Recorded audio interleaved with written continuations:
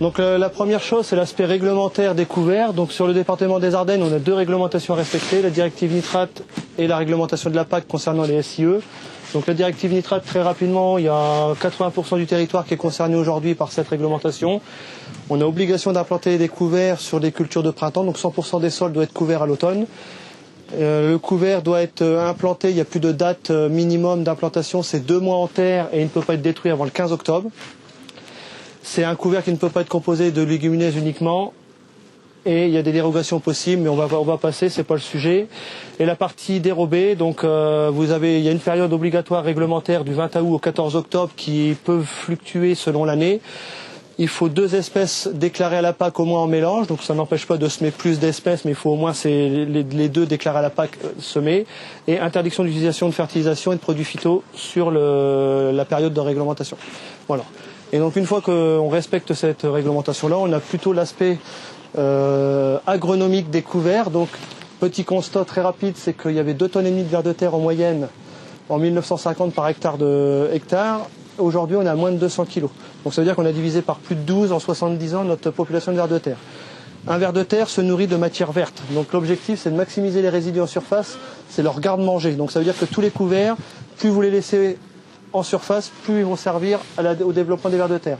Après, les couverts ont aussi un rôle dans la matière organique du sol. Donc si on prend 50 kg de sol avec un taux de 1,5 de matière organique, vous avez 18 litres d'eau de réserve hydrique.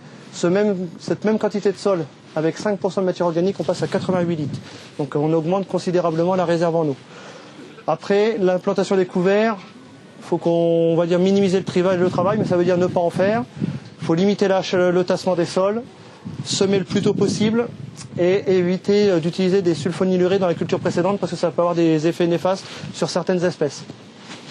On choisit son couvert en fonction de ses objectifs, de la culture suivante et de la rotation. Donc on va éviter de ramener de la moutarde si on a une rotation très, très régulière avec du colza. La durée d'interculture et la période de semis. Donc en fonction de la durée, si elle est courte, longue. Et le matériel qu'on a de disponible pour le semis et la destruction. Donc grosso modo, un couvert doit répondre à ces éléments-là, piéger les éléments fertilisants du sol, restituer efficacement à la culture suivante, étouffer les adventices, lutter contre l'érosion, entretenir la structure du sol et enrichir la vie du sol. Alors après, comment on réalise son mélange? Donc l'idée, c'est d'utiliser une plante tutrice, donc tournesol, févrole, triticale. Donc c'est des éléments qui ont plutôt un système de végétation rigide et verticale. On utilise les légumineuses pour capter l'azote de l'air. Donc le trèfle d'Alexandrie est une bonne espèce, mais on peut ajouter du pois, de la veste, etc. Les crucifères, elles, vont nous aider à capter l'azote résiduel du sol, donc radis, moutarde. Les graminées, c'est plutôt un effet structurant, donc par leur système racinaire chevelu, donc qui est dans les 15 premiers centimètres grosso modo du sol, donc avoine, seigle. Et on va utiliser aussi d'autres espèces pour l'aspect fleurs et haute biodiversité, donc facélie, sarrasin. 5-8 espèces dans le mélange, ça me paraît le bon compromis. Et l'objectif en termes de coût, c'est 40 à 50 euros. Comment on détermine la quantité par espèce? On prend la dose en pur de l'espèce, on la divise par le nombre d'espèces du mélange et on obtient la quantité à mettre dans le mélange. Après, on a quelques spécificités de quelques espèces. Donc tout un lien autour du phosphore. Donc la facélie, le sarrasin, le radis vont permettre d'aller remobiliser le phosphore du sol. La facélie aussi va chercher la potasse et prépare le lit de semence. On a la lentille qui a la capacité de produire énormément de biomasse à l'automne, et à l'envers, la veste velue, elle va plutôt exploser au printemps.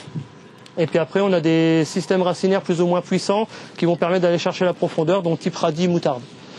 Donc en résumé, si je veux piéger de l'azote, j'utilise plutôt des crucifères.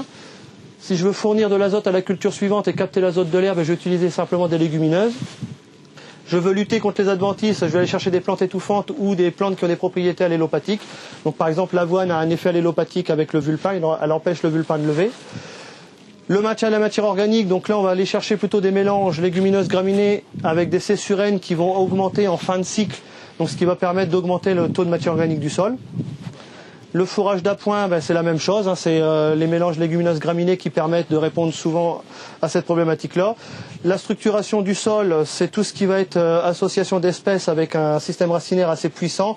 Donc vous avez le tournesol, vous avez la moutarde, donc qui ont plutôt tendance à descendre en profondeur.